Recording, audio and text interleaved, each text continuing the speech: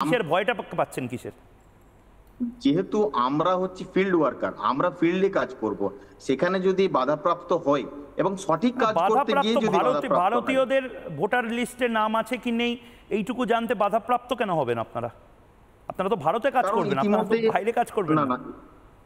ইতিমধ্যেই আমরা কিন্তু মাননীয় আমাদের যিনি মুখ্যমন্ত্রী আছে ওনার যে বক্তব্য আমরা শুনেছি, তার মধ্যে আমরা কোথাও না কোথাও একটা হুমকির সুর খুঁজে পেয়েছিলাম এবং সেটা আপনারা প্রত্যেকে দেখেছেন। এখানে কিন্তু অস্বীকার করতে আমি একটা বুঝতে পারছি না আপনি যার কথা বলছেন, মাননীয় মুখ্যমন্ত্রী মমতা বন্দ্যোপাধ্যায়, উনি তো আপনাদের রিপোর্টিং ম্যানেজার, মানে ওনার কাছেই তো যাওয়া উচিত। আপনি বলছেন যে উনি উল্টে এমন একটা পরিস্থিতি তৈরি করছেন, হুমকির পরিস্থিতি, মানে উনি নিজের কর্মীদেরই মার খাইয়ে দেবেন, এটা কি হয় নাকি? অবশ্যই। এবার কেন জানি না এরকম উনি করছেন, কিন্তু আপনারা তো রাজ্য সরকারের কর্মচারী। আমি পিসিআর কে আপনি পশ্চিমবঙ্গ রাজ্যের কর্মচারী, তো সরকারি কর্মী তো। ঠিক, হ্যাঁ সরকারি। আপনাকে মমতা বন্দ্যোপাধ্যায় এমন কি বলবেন যার জন্য আপনারা মার খেয়ে যাবেন পাড়ায় পাড়ায়? মানে এটা আমি আসলে ইউনিক জিনিস, কিছু মনে করবেন না চিরঞ্জিত বাবু।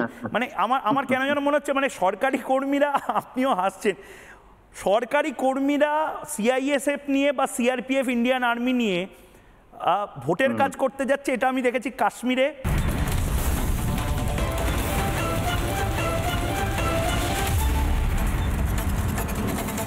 বন্দ্যোপাধ্যায়, আমি যেটা বলছিলাম, মানস দা, দীপাঞ্জন দা, ঝন্টু বড়াইক, চিরঞ্জিত ধীবর আমাদের সাথে যুক্ত হয়েছেন, তিনি বিএলও নিজে। মমতা বন্দ্যোপাধ্যায় তিনি নির্দিষ্টভাবে কিছু জিনিস, মানে আগে যা বলছিলেন এখন আর বলছেন না, সেদিকে যাব।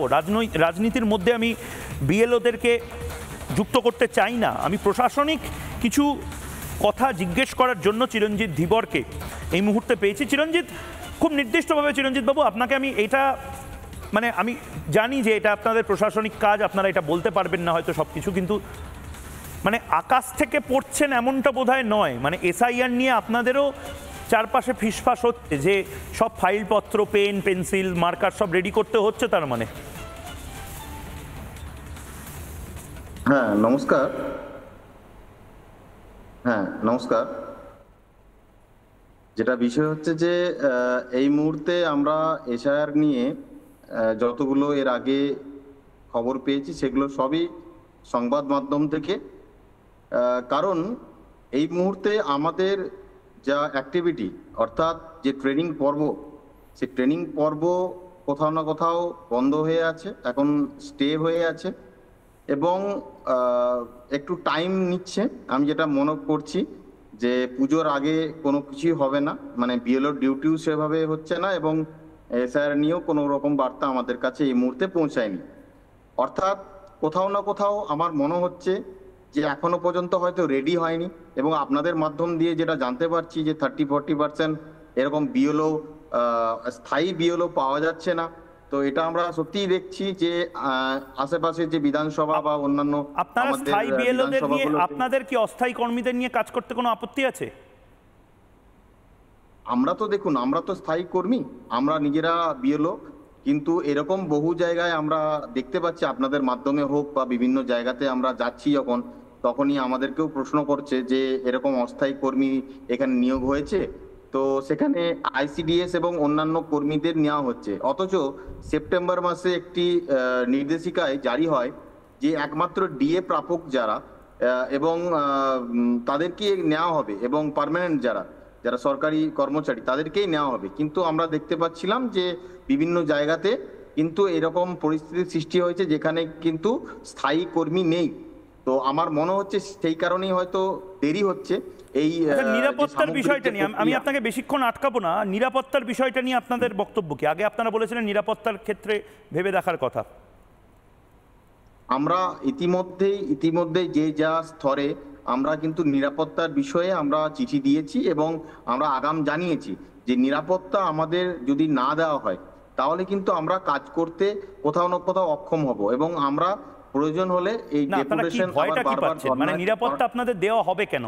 মানে সরকারি কর্মচারী তো সিআইএসএফ এর জওয়ান বা পুলিশের কমান্ডো নিয়ে ঘোরে না, আপনারা কিসের ভয়টা পাচ্ছেন কিসের? যেহেতু আমরা হচ্ছে ফিল্ড ওয়ার্কার, আমরা ফিল্ডে কাজ করব, সেখানে যদি বাধাপ্রাপ্ত হয় এবং সঠিক কাজ করতে গিয়ে বাধাপ্রাপ্ত যদি বাধাপ্রাপ্ত হয়, ভারতীয়দের ভোটার লিস্টে নাম আছে কি নেই এইটুকু জানতে বাধাপ্রাপ্ত কেন হবেন আপনারা? আপনারা তো ভারতে কাজ কারণ করবেন, আপনারা তো ইতিমধ্যেই বাইরে কাজ করবেন না না। না ইতিমধ্যেই আমরা কিন্তু মাননীয় আমাদের যিনি মুখ্যমন্ত্রী আছে ওনার যে বক্তব্য আমরা শুনেছি, তার মধ্যে আমরা কোথাও না কোথাও একটা হুমকির সুর খুঁজে পেয়েছিলাম এবং সেটা আর আপনারা প্রত্যেকে উনি তো দেখেছেন, এখানে কিন্তু অস্বীকার না না, করতে আমি একটা মানে বুঝতে পারছি না, আমরা আপনি পারবো যার না। কথা বলছেন মাননীয় মুখ্যমন্ত্রী মমতা বন্দ্যোপাধ্যায়, উনি তো আপনাদের রিপোর্টিং ম্যানেজার, মানে ওনার কাছেই তো যাওয়া উচিত। অবশ্যই। আপনি বলছেন যে উনি উল্টে এমন একটা পরিস্থিতি তৈরি করছেন, হুমকির পরিস্থিতি, মানে উনি নিজের কর্মীদেরই মার অবশ্যই, খাইয়ে দেবেন, অবশ্যই। এটা কি হয় নাকি? অবশ্যই, এবার কেন জানি না মানে- এরকম উনি করছেন, কিন্তু আপনারা তো আমরা রাজ্য কোথাও না সরকারের কোথাও- কর্মচারী, আমি পিসিআর কে আপনি আপনি পশ্চিমবঙ্গ রাজ্যের কর্মচারী তো, সরকারি কর্মী তো, ঠিক, হ্যাঁ সরকারি তাহলে কর্মী। আপনাকে মমতা বন্দ্যোপাধ্যায় এমন কি বলবেন যার জন্য আপনারা মার খেয়ে যাবেন পাড়ায় পাড়ায়? ঠিক, মানে এটা এটা আমি আসলে হয়তো ইউনিক বুঝতে- জিনিস, কিছু মনে করবেন না চিরঞ্জিত বাবু, মানে আমার কেন যেন মনে হচ্ছে মানে সরকারি কর্মীরা, আপনিও হাসছেন, সরকারি কর্মীরা সিআইএসএফ নিয়ে বা সিআরপিএফ ইন্ডিয়ান আর্মি নিয়ে ভোটের কাজ করতে যাচ্ছে, এটা আমি দেখেছি কাশ্মীরে, এটা আমি মধ্যপ্রদেশ বা দান্তেওয়াড়ার নির্দিষ্ট কিছু মাওবাদী উপদ্রুত অঞ্চলে দেখেছি। কলকাতায় বা পশ্চিমবঙ্গে এরকম কেন পরিস্থিতির জন্য আপনারা আবেদন করছেন? আপনাদের কি ইচ্ছা করছে সিআইএসএফ এর জওয়ান নিয়ে, ওই জেড প্লাস সিকিউরিটি নিয়ে যেরকম নেতারা ঘুরে সেরকম ঘুরবেন? দেখুন, আমাদের কিন্তু জীবন আগে, তো আমরা দেখতে পাচ্ছি যে উনি কোথায় আমাদের রক্ষা করবেন, তো তার জায়গা উনি রাজনীতির কারণে এবং কোথাও না কোথাও একটা স্বার্থান্বেষী মনোভাব হয়তো জন্মেছে, হয়তো সেই পাওয়ারে থাকার জন্য হোক বা যে কারণেই জন্য হোক, সেই কারণে হয়তো আমাদের এইভাবে উনি বলছেন। কিন্তু আমাদের কিন্তু শিরদাঁড়া আমরা বিক্রি হতে দেব না, এবং আমরা যারা সঠিকভাবে কাজ করতে আমরা চাই, আমরা যারা ভারতকে ভালোবাসি, দেশকে ভালোবাসি, ঠিক আছে, তারা কিন্তু আমরা এবং বাংলাকে সত্যিকারের, যদি বাংলাকে ভালোবাসতে হয় তাহলে আমাদের কাজ আমরা সঠিকভাবে করব, যাতে বিদেশি যারা, একদম এটা কিন্তু অনেক জায়গায় ভাবা হচ্ছে, বিদেশি যারা তাদেরকে নির্মূল করাই হচ্ছে আমাদের মনে হয় এই এসআইআর এর মূল কাজ। আমাদের যারা বাংলাতে, বিশেষ করে বাংলাতে, অন্যান্য জায়গাতে কি হয়েছে আমি জানি না, কিন্তু বাংলাতে আমরা দেখতে পাচ্ছি বিভিন্ন বর্ডার এরিয়ার মাধ্যম দিয়ে, আজকে ধরুন নেপাল, এইভাবে আজকে কিভাবে আমরা দেখতে পাচ্ছি কি চলছে সেখানে, আজকে বাংলাদেশে এর আগে কিছুদিন আগে দেখতে পেয়েছি। তো সব জায়গা থেকে আমাদের ভারতবর্ষ কি একটা মানে সবসময় কি আশ্রয়স্থল হয়ে থাকবে, যে সবসময় আসবে আর একদম। তাদেরকে আমরা চিরঞ্জিত জায়গা বাবু দেবো? একদম ঠিক বলেছেন, এবং আমরা- ভারতবর্ষ ধর্মশালা নয়, এবং মমতা বন্দ্যোপাধ্যায় তিনি নিজেও এবার বোধহয় বুঝতে পেরেছেন। নানা ধরনের কন্টেন্ট দেখার জন্য লাইক করুন, শেয়ার করুন আমাদের ফেসবুক পেজ, সাবস্ক্রাইব করুন আমাদের ইউটিউব চ্যানেল। পাশাপাশি অন্যান্য ব্রেকিং নিউজের জন্য অবশ্যই চোখ রাখুন রিপাবলিক বাংলায়।